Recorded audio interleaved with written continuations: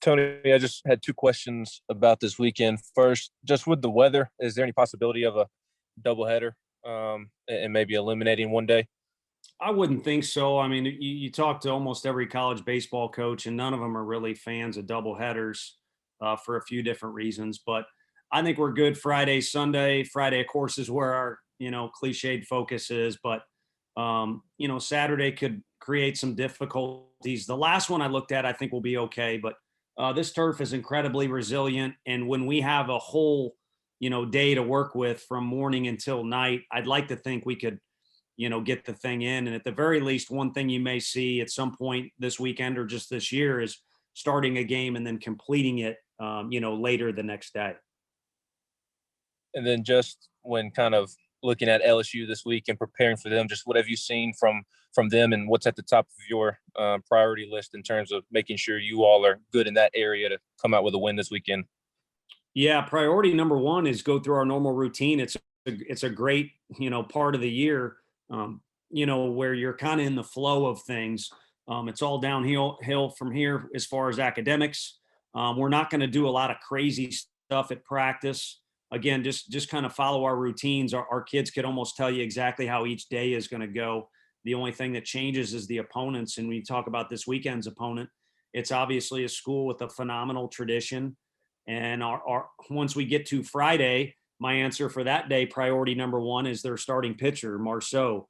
They'll slide him to Friday. He pitched last Saturday against Mississippi State, but he has a 0 ERA. And while he doesn't receive the fanfare that maybe a Rocker does or a couple of the other pitchers in our league that throw really hard, he's got every bit as good a numbers. And he kind of is a reflection or a mirror image of a kid like Garrett Stallings. So that's where my focus is. I know Coach Anderson's got a laser beam focus on preparing for their hitters. They've shown they got a little sock in the bat this year. So that's probably a theme for their offense and of course, our approach pitching wise. It was great to see Pete Durkay get the start behind the plate on Tuesday. Also fantastic to see Connor Pavoloni get a break after the beating he took on Sunday. I was just curious, are there any lingering effects for Connor from all that he experienced on Sunday, and is Jackson Greer ready to go again? Yeah, there's a situation there with Pav where it's probably going to be sore for a while, but I think the best thing was to get him treatment like he got, and he ran yesterday. I think it should be fine, but he's not going to be at 100%. And everyone knows I think Pav's a warrior, but I say this a little bit tongue in cheek. There ain't anybody on this call or that's going to wear a uniform this weekend that's 100%. So it's grind time, and nobody does that better than Pav. And, Pete had a blast catching because Jackson Greer, had to see the doctor this week, and he'll be back eventually as well. But Pete's fully capable. And the cool thing was he had a blast with that. So, Jackson Leeth will be out for the rest of the year. Since you asked the question, it's one of the things, you look at how highly everyone wants to rank any SEC team, but especially ours, and, talk about things we can do. And internally, we've kind of, known this for a while, or at least thought it would occur. We're down an arm, and we've got a couple guys that are on the shelf, and now a couple guys that I think could eventually pitch in the big leagues that are out for the year. So all it is adversity, which our guys have grown to like a little bit. It seems like, at least it's the way they talk. And then the other thing is it opens up the door for a guy like Camden Sewell to finish the game, or Fitzy to start a game. And several other guys like McLaughlin and Housley have stepped up as well. So not great news for Jackson. We can talk about that more down the road once he finally, has his operation and knows what his deal is. But he will not be active this weekend, obviously. All right, we'll go to Tim next, and then we'll go to Troy after that.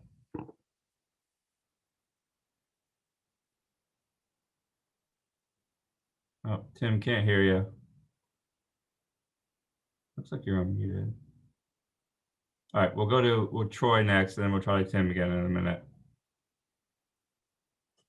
Tony, you mentioned Marceau, but they obviously also have Jaden Hill, who's a top 10 guy in most mock drafts. I guess how big of a test is this for your lineup this week against LSU?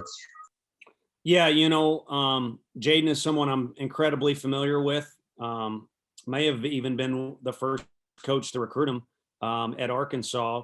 That's where he's from. He's also got some family that, tied him to LSU somehow. So you get a variety of different pitchers. A kid that Max Ferguson played against and knows very well on Sunday that we offered a scholarship to here at Tennessee. Jaden Hill, a top prospect, who's more of a velo guy on Saturday, and then an incredible pitchability guy. But also, we're talking getting up to 93, 94 miles an hour for Marceau. So not only do you have great arms, but you have different looks. And so the key for our guys is to focus on what is in front of them at that very moment. And then also understand that while we want our guys to think their best always beats the opponent's best, you can't ignore the fact that there's a different approach that each pitcher calls for. We bring in a submarine guy out of the pen, you're not going to swing the bat the same way against him that you would against, Jackson Leith or whoever else you want to bring up as an example. All right, we'll go back to Tim, see if we can get this one going. All right, Tony, you mentioned Marceau going to get the start on Friday night. What do you know about him? What does he bring to the table? Well, I think you'll see it immediately. He's got a quiet intensity about him. A little bit like, again, Garrett Stallings used to have for us. Chad Dallas does a little bit, but Chad's got a ton of energy. Kind of like Blade Tidwell, you saw that laser beam focus and intensity. So that's where it all starts. You can see he believes in himself. It doesn't take but one pitch or even as just warm-up pitches to see that. It's a very slow, methodical delivery he has. So that's one thing that can lull you to sleep a little bit if you don't take that into consideration as a hitter. And then he's going to come at you with a variety of pitches. You might have an at-bat, or the whole night could go on with your at-bats where you don't see the same pitch 2 times in a row. So you're going to have to respect the fact that he not only throws a ton of strikes, but he does it with a variety of, pitches, three pitches for, extraordinary command. So next we'll go to Gustavo, and then we'll go back, and we'll go to Mike. One sec. Coach, first SEC series at home, of course, the weather is going to play a big factor, but what do you expect to get out of you guys in such a tough challenge versus LSU, having this SEC series at home for the first time in this season? Yeah, it's kind of scary. I didn't even think about it till this morning. Our last SEC series was, essentially 2 years ago. It was against Mississippi. And, we won the first 2 games in front of great crowds, 2 night games. And then the next day was kind of an ominous point for us. That's where Garrett Crochet broke his jaw, and we lost a close game to Mississippi before the SEC tournament. So kind of brings back some memories. It's crazy. It's been that long. But if you do remember it, again, our fans were incredible. The flavor in the ballpark was palpable. Is a tremendous environment that our guys helped create as well. So I'm just looking forward to being in the middle of that deal. And you're blind if you're not seeing how strong the tradition is at LSU. So I'm sure they'll bring in some confidence to the park with what their program's done in the past, and our kids recognize that. So it's up to them whether they want to shy away from that competition or not. That's pretty much what they signed up for in the SEC. Yeah, Tony, you mentioned how LSU is kind of moving some arms around potentially. Do you have any thought of doing the same with yours, or are you kind of settled into the order of the 3 that you currently have? Yeah, settled for now. Hell, I was talking with our guys, and I literally didn't know who we play next weekend, and it's not, trying to be smart aleck or, super coach or anything like that. It's such a grind. You have to take what's in front of you. Now we play so many games a week. There may be a Tuesday night where you're looking, what you got to do the next few days, or, Friday, you still got to look at what's going on Saturday. For now, though, our kids have done a great job. Will Heflin could have easily stayed in the game longer last week, but we like the fact that Mark McLaughlin, pitched so well the week before, wanted to get the ball in his hands. Some other guys are showing they can pitch well at the end of a game, like, again, Camden Sewell. So while those 3 starters will be our guys this weekend, and I don't see a reason to change them anytime soon, there are still some moving parts behind those guys. And then one thing I'd revert back to the starters is they're finally at a point pitch count wise and health wise where we can let them go. And I didn't really like pulling Blade Tidwell out of that game, but for arm concerns, it was time to do so. All right, we'll go to John and then back to Ben.